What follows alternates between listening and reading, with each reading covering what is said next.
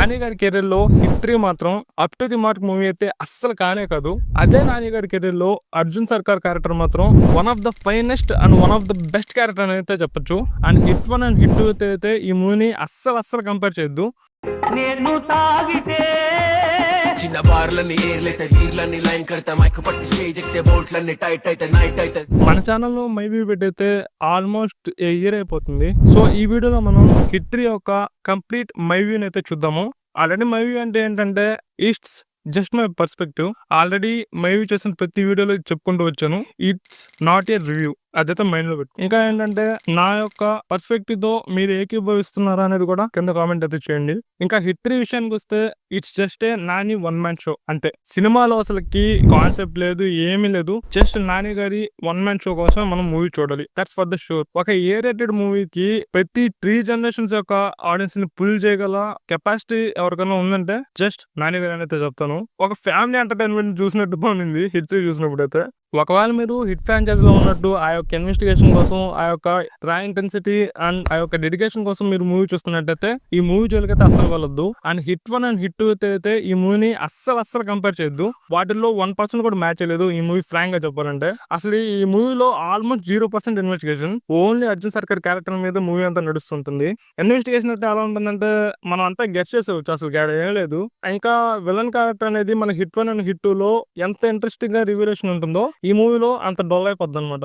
వాడు అసలు విలన్ అంటే ఎవరు నమ్మడు, అలా ఉంటారు అనమాట విలన్ అయితే. So just for the Nani man అంతే. ఇంకా మూవీలో చెప్పుకునే విధంగా ఏం లేదు. ఇంకా యాక్షన్ సీక్వెన్స్ అంటారా, అది ఓవర్ ద టాప్ అయింది కొన్ని సిచ్యువేషన్స్ దగ్గర అయితే. అండ్ ఈ మధ్య కొంచెం వైలెన్స్ అనే పేరుతో చిన్న పిల్లల్ని కూడా ఇన్వాల్వ్ చేయడం అనేది అసలు మంచిది కాదు.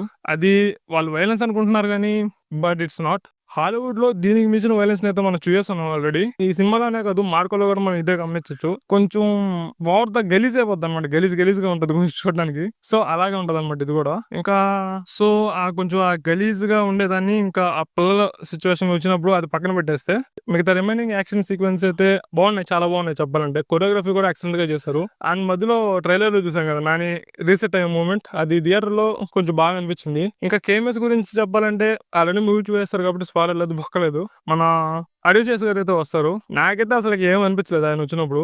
నేనైతే విశ్వక్షేణ్ అయితే ఎక్స్పెక్ట్ చేశాను కేమియో రోల్ గా. సో అదనమాట. విశ్వక్షేణ్ గారు వచ్చింటే థియేటర్లు అయితే బదులైపోయేవి.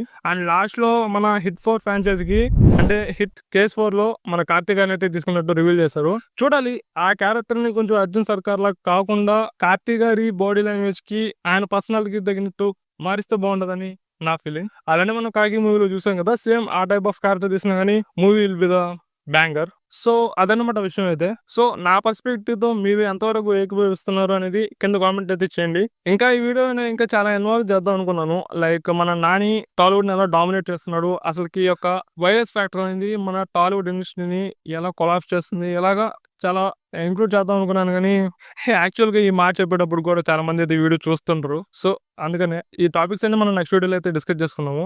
సో అదనమాట. హోప్ ఈ వీడియో మీకు నచ్చిందని అనుకుంటున్నాను. వీడియో నచ్చితే మాత్రం ఖచ్చితంగా మన ఛానల్కి అయితే సబ్స్క్రైబ్ అవ్వండి. అండ్ పక్కన ఉన్న బెల్ ఐకాన్ కూడా కొట్టి పెట్టండి. పడి ఉంటుంది అలా. And stay tune.